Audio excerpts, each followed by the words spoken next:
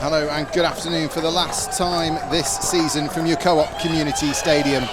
I'm Shaun Cashmore. I'm joined today by Leamington centre-back Theo Streete, and you join us for Leamington versus Southport in what will be Leamington's last game for a season at least in the National League North. As we found out last weekend, Leamington come into this game relegated from the National League North after 6 seasons at this level. Their fate was sealed on the south coast. It was harsh on the breaks. You didn't deserve to be on the end of a thumping, but that was the harsh reality. But that was that, 5-1, and Leamington relegated with a game to spare. Last season, these two played out 2 1-1 draws, and in fact the Breaks have not beaten the Sandgrounders since a 1-0 victory back in the COVID-curtailed season of 1920. Their last victory in the campaign, in fact, a Joe Parker goal, the difference in a 1-0 win here at your Co-op Community Stadium. As for today's opponent, Southport, well, they would like to think they are safe, being 18th, 50 points, and a much better goal difference than the 3 sides below them who could drag them into this relegation. But mathematically it's still possible, and having lost their last 7 in the league, maybe a little apprehensive. However, the Sandgrounders are sure to be buoyed by the Lancashire FA Challenge Trophy final win on Wednesday night, which they won on penalties. It'll be Hanna will take this corner in towards the near post, flicked all the way through, flicked on at the near post, and it's just hooked out of danger by Joe Clark. It's connected again on the right hand side by Hanna. They swing it in towards the far post, headed away by Perry this time, comes to the edge, and that one's out of the ground. It was a good strike by Bainbridge, but let's just say he connected with it probably a little bit too well, and that one is converted well and truly onto the Harbury lane. Yeah, it was one of them where he's actually struck it really well, but sometimes where you miss hit them ones tend to fly in. But they sustained a bit of pressure there, a couple of second chance balls in there, but Perry with 2 headers there to clear it. Bit slow getting out, but we'll build from this. We actually had quite a good start early on. Hopefully we can keep building. Edwards and Lane are up from the back. Kelly Evans swings it in towards Edwards. It's Dan Turner who caught it flush on the volley, but it's gone more up in the air. Turner gets it again and then drives it home. Well, it came back to him. There was a bit of fortune in it because the initial effort from Turner went high up into the sky. I think the Southport players thought that it might just be going out for a goal kick, but it spun and swirled back in play. Joe Clark got involved to try and help it back towards Turner, and as he did so, Turner drove it again low and hard in towards the near post. Brad Wade couldn't get down to it, and Dan Turner gets his 33rd goal in a break shirt. Oh, what a good finish that is. I think he'll be disappointed with his first effort, but Clark, he didn't give up on it, come back to him, and he just showed how good a finisher he is. And that, like we was just saying earlier, we can be a lot more dangerous than what he has been, and he'll build confidence from that. I'm sure Rory would be happy with that one. Southport will have a throw in inside Leamington territory. It comes forward to Munro. Munro just checks back onto his right foot, drops a cross in, really well headed away by Lane. He sprung well, connected well, but it only comes out as far as Bainbridge. Bainbridge out to Adams again, flicked in field. Edwards read it well, but he's been shoved off it. Heath will have a go, and it's really well blocked. Leamington clear their lines. Heath used good strength just to get his shot off, but now Leamington can try and spring the counter. Walker looks for Hulbert, not enough on it for the angle really, and Wade has to come out of his goal and just clear in front of Hulbert. It goes up towards Heath again, but this time Edwards and Heath do battle physically, and Edwards comes out on top of that one, but then Louis Hall gives it away. Forward they come towards the edge of the box with Adams. Adams out towards the number 11 on the right hand side. It's all the way through to the far post, and it's been turned home by Connor Heath. Well, it was too easy for the Breaks, and like we've said so many times in games gone by, it was given away by Leamington. Walton collects it on the right hand side. He drilled a delightful cross into the 6-yard box, and Connor Heath arrived right on cue just to tap it past a helpless Ted Can. Yeah, it's disappointing there. We've gone from a chance where we broke and Walks has nearly played in Ollie to 10 seconds later again it's in the back of our net. I think it's just those little things. Maybe could Louis got a bit of a clearance there, but you know there's a catalogue of things there. We didn't close down quick enough, we didn't stop the cross, and then our marking and that as well. Yeah, well, Connor Heath, that's his 2nd league goal in his last 26. He's only had 1 in 25 before today, but it's his 6th goal in all for Southport, and he'll be happy to get on the score sheet. But again, like you say, Theo, Leamington, it's been almost, it's almost a cliche to say now, it's makers of their own downfall. So Hanna again will take this corner. This time he raises both hands in the air and gives the signal for where this one will be going. Hanna swinging in right-footed. It's low. It's all the way back towards the edge of the box where it's connected by Munro, but he drives it high and over the top of Ted Can's crossbar. But again, it's definitely one they've worked on the training ground. Everyone ran near post, and then it was just cut back towards Munro, who was making the run from the edge of the D.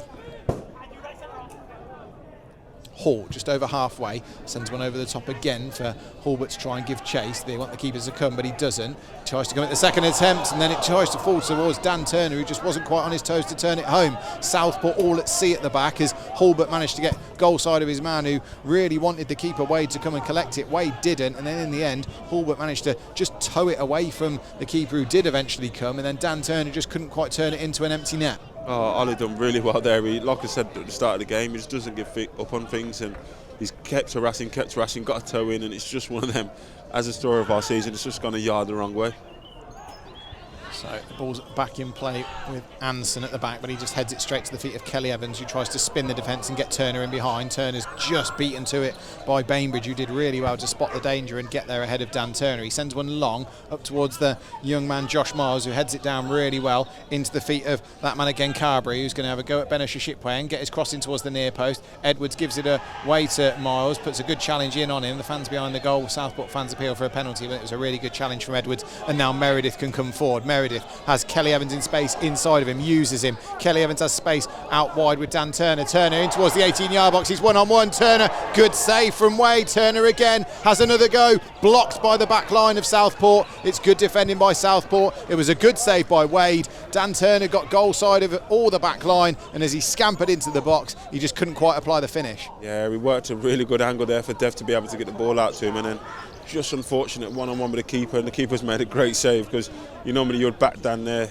with his finishing ability. So something we've seen so often, Dan Turner cut in from that left-hand side and apply that right-footed finish. The ones that spring to mind for me, the one against Farsley, where he cut in really well from that left-hand side, and he's capable of scoring such different goals as well. I always think back to the fantastic goal he scored against Banbury. That's probably one of the goals of the season for me. He took it down on his chest and drilled one into the top corner. He's certainly capable of finishing from all sorts of angles. Asher Shipway just takes his position right in front of the Southport dugout, just moves a stray chair out of his way, and he'll take 5 or 6 paces and then hurl this one towards the edge of the box, where it's flicked on by Lane all the way to Edwards. Edwards can't connect with it at the second chance. It's off the line, comes to Kelly Evans. Kelly Evans drives it home for Leamington. Right-footed drive. Great play by Jack Edwards to set it up. It was cleared off the line originally by Carberry, but it fell to Kelly Evans on his right foot, and he decided that he was going to drill the volley into the bottom corner. Devon Kelly Evans, in the last game of the season, gets his 7th goal in a Leamington shirt, and Leamington make it 2-1 here at Yakarta Community Stadium. It's Leamington 2, Southport 1. Yeah, we said how dangerous Rush's throw-ins can be, and even getting the first contact in them like they did there, you're unable to get it far, and Skip didn't give up. Kals followed up just on the goal line, and then DK with a great finish. Yeah, great finish from Devon Kelly Evans. Just watched it down out of the sky, made sure he hit it clean and true, connected with it really well, and Brad Wade was never keeping that one out. Leamington make it 2-1 with all of a matter of 4 minutes to go in the 90 here. It's Leamington 2, Southport 1.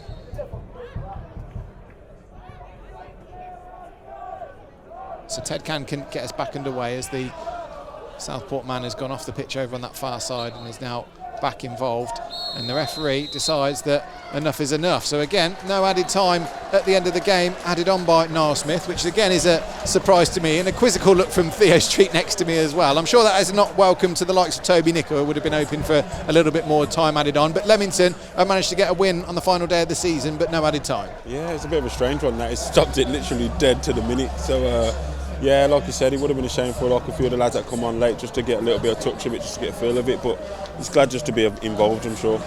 Well, Leamington have done what they needed to do in front of their home fans this afternoon. They've picked up a win in the final game of the National League North. The goal scoring was opened by Dan Turner in the 15th minute. A really good drive after a corner wasn't cleared fully by Southport. He drove it home at the near post past Brad Wade. Connor Heath equalised after a little bit of a defensive lapse from Leamington. He was afforded too much space inside the 6-yard box, and he turned it home from all of 5 yards past Ted Can. In the second half, the game never really sort of picked up its intensity, but Leamington managed to take their chance. It was a chance that was created by the long throw of Benesha Shipway into the box, kept alive by Jack Edwards, cleared off the line by Michael Carberry of Southport, but only as far as Devon Kelly-Evans, who struck it hard and true into the back of the net, and it's all 3 points for Leamington this afternoon, courtesy of goals from Dan Turner and Kelly-Evans. So Leamington finished the season on a high. It's been a season of a low, essentially, as they will drop out of the National League North, as Theo Streete just makes his way over to the players as well to make sure that he can join in with the procession that the players are putting on around the edge of the pitch. Just the young kids coming on as well with the players, the likes of Devon Kelly-Evans and Jack Edwards and Jack Lane and Joe Clark, all with young children in tow. Louis Hall's over there just signing a couple of programmes as well. The Viva Holleran big flag is out in force as well from the young fans behind that goal, who've followed in such good numbers home and away this season. Again, thank you to everyone. It's finished today at your Co-op Community Stadium. Leamington 2, Southport 1. Paul, 3 points here to see the end of the Leamington's campaign against Southport. Your thoughts on the game today? Certainly had a bit of an end of season feel to it, didn't it? Listen, the game lacked a lot of things. There's obviously, I think, probably two sets of players or clubs that probably a little disappointed the way things have gone. I think mentally one or two of ours have found it hard, the running.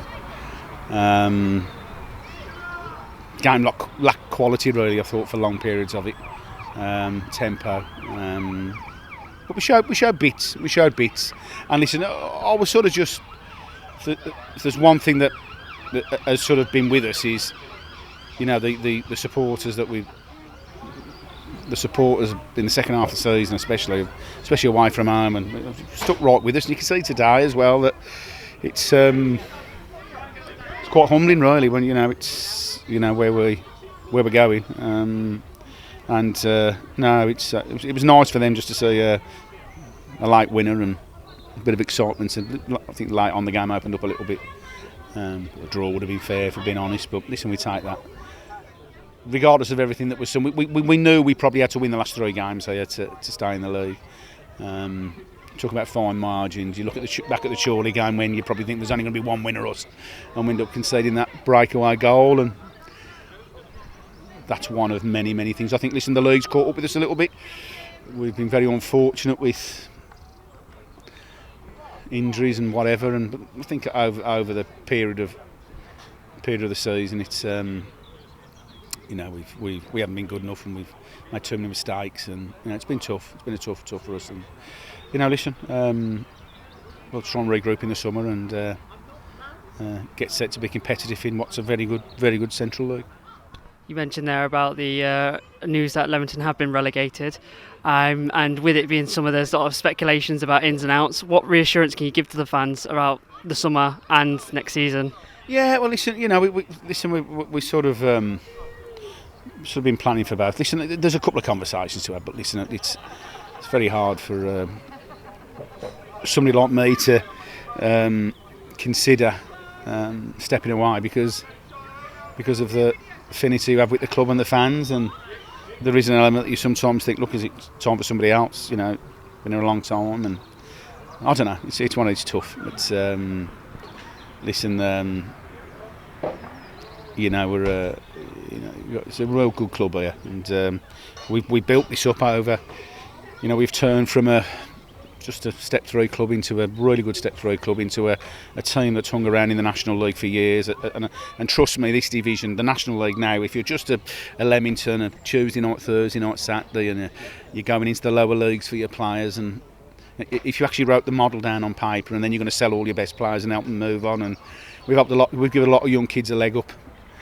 For years we've gone and competed, and we beat Stockport, we beat Wrexham, we beat Far, we beat Southport, we beat all these teams, Harrogates and whatever. We've had our days. It's been tough this year. It's been really tough, and it's getting harder because so many teams are going hybrid and full time. There's not only teams coming down full time, there's teams coming up into it full time. It's really tough, really tough. That's what's so hard to criticise people, because I think the majority of the time people have really tried. I think we've been undone with the league, the quality in the league, and we've made mistakes. We've got a certain group of players that have all got a bit older together. Great kids, have been brilliant for the club, and this is a demanding league, and it's tough. And so listen, listen, we've built something fantastic here, and we want to keep it going. Really, I think that's where we are. So yeah, but it's disappointing, obviously. It's disappointing because it's probably only really sort of one win away from still being in the league. The club spoke a lot about the new stadium, and the reality is to go and compete in the National League North, or the National League. It's you need a lot now. You need a lot. You need a lot, and it's yeah. So we'll see. But listen, we've got a real good bunch in there. Got some great people around the club.